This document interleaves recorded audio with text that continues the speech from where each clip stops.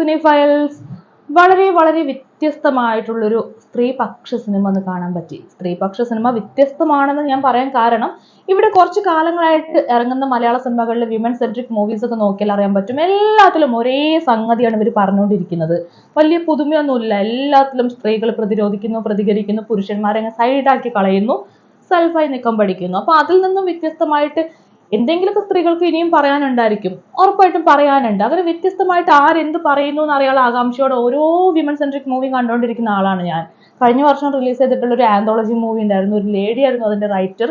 ഒരു ലേഡി സ്ത്രീയുടെ പക്ഷത്ത് നിന്നിട്ട് ചില കാര്യങ്ങൾ പറയാൻ ശ്രമിക്കുമ്പോൾ അതിലെങ്കിലും പുതുമ എന്തെങ്കിലും ഉണ്ടാവും എന്നൊക്കെ ഞാൻ വിചാരിച്ചിട്ടുണ്ടായിരുന്നു. പക്ഷെ ഇവിടെ കാലങ്ങളായിട്ട് പറഞ്ഞു വെക്കുന്ന സംഭവങ്ങളും പുതുമയില്ലാത്ത സംഭവങ്ങളൊക്കെയായിരുന്നു അതിനകത്തുണ്ടായിരുന്നത്. സോ നിരാശപ്പെട്ട് ഇങ്ങനെ നിൽക്കുമ്പോൾ ഈ വിചാരിച്ചതുപോലെ കുറച്ച് വ്യത്യസ്തമായിട്ടുള്ള സ്ത്രീയുടെ പെർസ്പെക്റ്റീവിൽ നിന്ന് വ്യത്യസ്തമായിട്ട് പല കാര്യങ്ങളും പറയാൻ ട്രൈ ചെയ്തിട്ടുള്ള ഒരു സിനിമ കാണാൻ പറ്റി.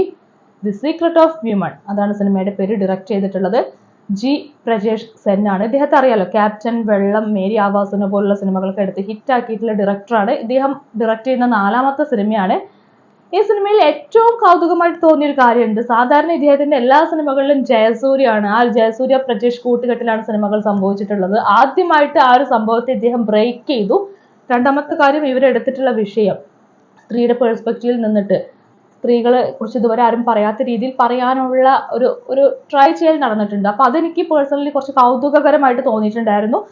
കഥയിലേക്ക് കൂടുതലായിട്ട് വരികയാണെങ്കിൽ ഈ സിനിമയ്ക്കകത്ത് 2 നായികമാരാണ് വരുന്നത്. 2 നായികമാർ 2 വ്യത്യസ്ത ജീവിത സാഹചര്യങ്ങളിൽ ജീവിക്കുന്ന 2 പേരാണ്. ഒരു ദിവസം അവരുടെ 2 പേരുടെയും ജീവിതത്തിൽ ഉണ്ടാകുന്ന മാറ്റങ്ങളും ആ ഒരു മാറ്റങ്ങളും അവരെങ്ങനെ സമീപിക്കുന്നു, ഇതൊക്കെയാണ് സിനിമ പറയുന്നത്. ഈ 2 സ്ത്രീകൾക്ക് അവരുടേതായിട്ടുള്ള പ്രശ്നങ്ങളൊക്കെ ഉണ്ട്.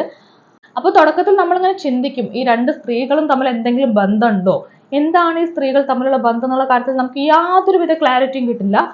ഒരു ഇന്റർവെല്ലൊക്കെ ആകുമ്പോഴേക്കും, ആ ഇന്റർവെൽ ബ്ലോക്കൊക്കെ എത്തുമ്പോഴേക്കും നമുക്ക് ഏകദേശം ധാരണ കിട്ടും. തമ്മിൽ കണക്ട് ചെയ്യിപ്പിക്കുന്ന എന്തൊക്കെയോ ഉണ്ടെന്നുള്ളൊരു കൃത്യമായിട്ടുള്ള ധാരണ കിട്ടും. പിന്നെ ഇതൊരു ഇമോഷണൽ ത്രില്ലർ മൂവി ആയതുകൊണ്ട് തന്നെ നമുക്കൊരു ത്രില്ലിങ് എക്സ്പീരിയൻസ് കിട്ടുന്നുണ്ട് മൂവിയിലുടനീളം. അടുത്ത സെക്കൻഡിൽ എന്താ സംഭവിക്കാൻ പോകുന്നത് എന്നുള്ളൊരു ആകാംക്ഷ വരുന്നുണ്ട്. ഇത് എവിടെ ചെന്ന് അവസാനിക്കും എന്നുള്ളൊരു ആകാംക്ഷ, ഭയങ്കരമായിട്ടുള്ള ഒരു ക്യൂരിയോസിറ്റിയുടെ പുറത്താണ് നമ്മൾ സിനിമ അങ്ങനെ കണ്ടു തീർക്കുന്നത്. ഒരിക്കലും ഇത് പ്രഡിക്റ്റബിൾ ആയിട്ടുള്ളൊരു സ്ക്രിപ്റ്റോ കാര്യങ്ങളോ ഒന്നുമല്ല. ഇനി ഇതിലെ സ്ത്രീപക്ഷ കാര്യങ്ങളിലേക്ക് വരികയാണെങ്കിൽ സ്ത്രീകൾ അനുഭവിക്കുന്ന പ്രശ്നങ്ങൾ പറയുന്നില്ല എന്ന് പറയുന്നില്ല. 2 സ്ത്രീകൾ അനുഭവിക്കുന്ന പ്രശ്നങ്ങളെ കുറിച്ച് പറയുന്നുണ്ട്. സൊസൈറ്റിയിലെ അവർ അനുഭവിക്കുന്ന ബുദ്ധിമുട്ടുകളെ കുറിച്ചൊക്കെ പറയുന്നുണ്ട്. പക്ഷെ അതേ സമയം തന്നെ സ്ത്രീയുടെ പെർസ്പെക്റ്റീവിൽ നിന്നിട്ട് പുരുഷനെ കുറിച്ച് കൂടി ഇവിടെ പറയാൻ ട്രൈ ചെയ്തിട്ടുണ്ട്. പുരുഷനെന്ന് വെച്ച് കഴിഞ്ഞാൽ നമ്മളെപ്പോഴും കണ്ടുകൊണ്ടിരിക്കുന്ന പുരുഷന്മാരെ കുറിച്ച് മാത്രമല്ല, വളരെയധികം വൾനറബിൾ ആയിട്ടുള്ള പുരുഷന്മാരൊക്കെ നമുക്കിടയിലുണ്ട്.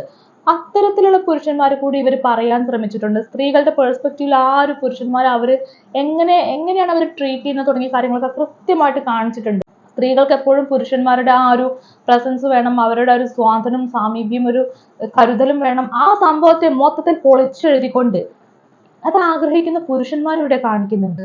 അപ്പൊ അതൊക്കെ എനിക്ക് കുറച്ച് വ്യത്യസ്തമായിട്ടുള്ള സംഭവമായിട്ട് തോന്നിയിട്ടുണ്ട്. എല്ലാത്തിലും ഉപരിയായിട്ട് നിഗൂഢത എന്ന് പറയുന്ന ഒരു സീക്രട്ട് ആണ് മൊത്തത്തിൽ. അപ്പൊ നിഗൂഢ സ്വഭാവം ഈ സിനിമയ്ക്കുണ്ട്. 2 സ്ത്രീകളിലും നമുക്ക് ഒറ്റയടിക്ക് നോക്കി കാണാൻ പറ്റാത്ത പല തരത്തിലുള്ള നിഗൂഢ സ്വഭാവങ്ങൾ കാണാൻ പറ്റുന്നുണ്ട്. സിനിമയുടെ കഥ കാര്യങ്ങളിലേക്കൊക്കെ പോകുമ്പോൾ ഇങ്ങനെയാണ് പറയാൻ പറ്റുന്നത്. ഇതിന്റെ മറ്റു കാര്യങ്ങളിലേക്ക് പോവുകയാണെങ്കിൽ ഇതിനകത്ത് നിരഞ്ജന അനൂപാണ് ഒരു കഥാപാത്രം ചെയ്തിട്ടുള്ളത്. നിരഞ്ജന അനൂപ് ആദ്യമായിട്ടായിരിക്കും ഇതുപോലൊരു കഥാപാത്രം ചെയ്യുന്നത്. ഇതുപോലെ നമുക്കൊരു പിടുത്തം തരാത്ത കഥാപാത്രമാണ്. അത് അവർക്ക് കൃത്യമായിട്ട് ആ സിനിമയ്ക്കകത്ത് കീപ്പ് ചെയ്യാൻ പറ്റിയിട്ടുണ്ട്. ആ ഒരു നിഗൂഢ സ്വഭാവം കൃത്യമായിട്ട് കൊണ്ടുപോകാൻ പറ്റിയിട്ടുണ്ട്. പിന്നെ സുമാദേവി മലയാളത്തിൽ നിന്നല്ല, ആദ്യമായിട്ടാണ് ഒരു സിനിമയിൽ തന്നെ അഭിനയിക്കുന്നത് നായികയായിട്ട്. പക്ഷെ ഇവർ ഒരുപാട് വർഷങ്ങളായിട്ട് 10-15 വർഷമായിട്ട് ഡ്യൂപ്പാണ്. ഒരുപാട് ആർട്ടിസ്റ്റുകൾക്ക് വേണ്ടിയിട്ട് ഡ്യൂപ്പായിട്ട് വേഷം കെട്ടിയിട്ടുള്ള ഒരു ആർട്ടിസ്റ്റാണ്. നമ്മുടെ മേരിക്കുണ്ട് ഒരു കുഞ്ഞാട് പോലുള്ള സിനിമകളിലൊക്കെ ഭാവനയ്ക്കൊക്കെ വേണ്ടിയിട്ട് സൈക്കിളിൽ നിന്ന് വീഴുന്ന രംഗം ഉണ്ടായിരുന്നു. അതിലൊക്കെ ഭാവനയ്ക്കൊക്കെ വേണ്ടി ഡ്യൂപ്പായി വേഷം കെട്ടിയിട്ടുള്ള ആളാണ് സുമാദേവി. അപ്പം സുമാദേവിയുടെ ആ ഒരു ക്യാരക്ടർ വരുമ്പം ഒരു തുടക്കക്കാരി എന്നുള്ള യാതൊരു വിധത്തിലുള്ള പരിഭ്രമോ കാര്യങ്ങളൊന്നും ഇവർക്കില്ല. നന്നായിട്ട് ഇവർ ചെയ്തിട്ടുണ്ട്. ഒരു ബുദ്ധിമുട്ടും ഇല്ലാണ്ട് ആ ക്യാരക്ടറിനെ സമീപിച്ചിട്ടുണ്ട്. ഇവരുടെ ഒരു ശരീരഭാഷയാണെങ്കിലും ഇവരുടെ ഒരു അഭിനയ രീതിയാണെങ്കിലും ഒക്കെ എന്തുകൊണ്ട് അവർ കറക്റ്റ് ആയിട്ടുള്ള ഒരു കാസ്റ്റിംഗ് ആണെന്ന് എനിക്ക് ഫീൽ ചെയ്തിട്ടുണ്ടായിരുന്നു. അതുപോലെ അതീഷ് ദാമോദർ ഇതിനകത്തൊരു നായക കഥാപാത്രം ചെയ്തിട്ടുണ്ട്. അതീഷ് ദാമോദർ നന്നായിട്ട് ആ ക്യാരക്ടർ ചെയ്തിട്ടുണ്ട്. പിന്നെ നമ്മുടെ അജു വർഗീസ് ക്യാരക്ടർ വരുന്നുണ്ട്. അതുപോലെ ശ്രീകാന്ത് മുരളി, മിഥുൻ വേണുഗോപാൽ, ഇവരൊക്കെ നല്ല നല്ല ക്യാരക്ടർ ചെയ്തിട്ടുണ്ട്. പിന്നെ ഇതൊരു സ്ത്രീപക്ഷ സിനിമ ആയതുകൊണ്ടും സ്ത്രീകളെ കുറച്ചുകൂടി ഫോക്കസ് ചെയ്ത് പറഞ്ഞ സിനിമ ആയതുകൊണ്ടും ആ ഒരു എടുത്തു കാണൽ എന്ന് പറയുന്ന സംഭവം ഈ സ്ത്രീ കഥാപാത്രങ്ങളായിട്ടുള്ള നിരഞ്ജന അനൂപ് ചെയ്തിട്ടുള്ള, സുമാദേവി ചെയ്തിട്ടുള്ള ക്യാരക്ടറിലേക്കാണ് നമുക്ക് കുറച്ച് കൂടുതലായിട്ട് പോകുന്നത്. അപ്പൊ അഭിനയത്തിൽ ബാക്കി എല്ലാവരും നന്നായി നിൽക്കുന്നുവെങ്കിൽ വിമൻ സെൻട്രിക് ആയതുകൊണ്ട് സ്ത്രീകൾക്കാണ് കുറച്ച് കൂടുതൽ പ്രാധാന്യം. പിന്നെ ടെക്നിക്കൽ സൈഡിലേക്ക് വരുമ്പോൾ പ്രജേഷ് സെൻ മൂവി ക്ലബിന്റെ ബാനറിൽ പ്രജേഷ് തന്നെ ഡയറക്ടർ തന്നെ ആദ്യമായിട്ട് നിർമ്മിക്കുന്ന സിനിമയാണിത്. ഒരു നിർമ്മാണ സംരംഭം എന്നുള്ള നിലയ്ക്ക് സത്യത്തിൽ ഇത് വളരെ ചെറിയൊരു സിനിമയാണ്. ഒരുപാട് ആർട്ടിസ്റ്റുകളോ കാര്യങ്ങളൊന്നുമില്ല. പക്ഷെ ഇവർ പറയുന്ന ഒരു വിഷയം വളരെ വൈഡായിട്ട് കിടക്കുന്ന ഒരു വിഷയമാണ്.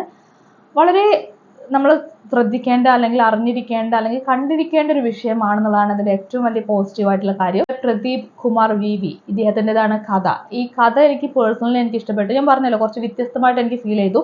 എന്നാൽ അതേ സമയം തന്നെ തിരക്കഥയിലേക്ക് വരുന്ന സമയത്ത് ചെറിയൊരു പ്രശ്നം എനിക്ക് തോന്നിയിട്ടുള്ളത് അനാവശ്യമായിട്ടുള്ള ചില രംഗങ്ങൾ, പോലീസ് സ്റ്റേഷൻ രംഗങ്ങൾ അതിനകത്ത് വന്നതുപോലെ ഒരു ഫ്ലോ നഷ്ടപ്പെടുന്ന ഒരു ഫീൽ വന്നിട്ടുണ്ടായിരുന്നു. പക്ഷെ എന്നാൽ കൂടി നോക്കുകയാണെങ്കിൽ ഈ ഒരു പറഞ്ഞ വിഷയം എനിക്ക് പേഴ്സണലി ഇഷ്ടമായിട്ടുണ്ട്. പിന്നെ എടുത്തു പറയേണ്ട ഒരു സംഭവമാണ് സംഗീതം. ഇതിനകത്ത് ജോഷോ വിജയുടെ പശ്ചാത്തല സംഗീതമൊക്കെ വന്നിട്ടുണ്ട്. ഒരു ഇംഗ്ലീഷ് സോങ് ഒക്കെ വന്നിട്ടുണ്ട്. ജാനകി ഈശ്വറാണ് ആ സോങ് ചെയ്തിട്ടുള്ളത്. ഈ സിനിമയുടെ ഒരു മൂഡിനെ കൃത്യമായിട്ട് കൊണ്ടുപോകാൻ ജാനകി ഈശ്വറിന്റെ ആ ഒരു സോങ്ങിനും ആ ഒരു വോയിസിനൊക്കെ കൃത്യമായിട്ട് കഴിഞ്ഞിട്ടുണ്ട്. പശ്ചാത്തല സംഗീതത്തിന് പറ്റിയിട്ടുണ്ട്. ജാനകി ഈശ്വറിന്റെ ആ ഒരു സോങ് വരുന്ന സമയത്ത് നായികയായിട്ടുള്ള നിരഞ്ജന അനൂപ് അനുഭവിക്കുന്ന പ്രശ്നത്തെയൊക്കെ കൃത്യമായിട്ട് പ്രേക്ഷകർക്ക് കണക്ട് ചെയ്യാൻ പറ്റുന്നുണ്ട്. ആ ഒരു മൂവിക്ക് അനുസരിച്ചാണ് അതിന്റെ ആ ഒരു ജാനകി ഈശ്വറിന്റെ വോയിസ് ആണെങ്കിലും പശ്ചാത്തല സംഗീതം ആണെങ്കിലും ഒക്കെ പോയിട്ടുള്ളത്. അതുപോലെ നിതീഷ് അഡേരിയുടെ വരികൾക്ക് അനിൽ കൃഷ്ണയാണ് സംഗീതം നൽകിയിട്ടുള്ളത്. ബിജിത് ബാലയാണ് എഡിറ്ററായിട്ട് വർക്ക് ചെയ്തിട്ടുള്ളത്. സോ ടെക്നിക്കലി നോക്കുകയാണെങ്കിൽ നല്ലൊരു വർക്കാണ്. സ്ക്രിപ്റ്റ് ഓക്കെ, എനിക്ക് പേഴ്സണലി ഞാൻ പറഞ്ഞ പോലെ ഇഷ്ടപ്പെട്ട വർക്കാണ്. അഭിനയം കൊണ്ടും നല്ലൊരു വർക്കാണ്. ഇതിനകത്ത് സുമാദേവിയുടെ പെർഫോമൻസ് ഞാൻ പറഞ്ഞില്ലേ, തുടക്കക്കാരിയാന്നുള്ള യാതൊരുവിധ തോന്നലും തരുന്നില്ല.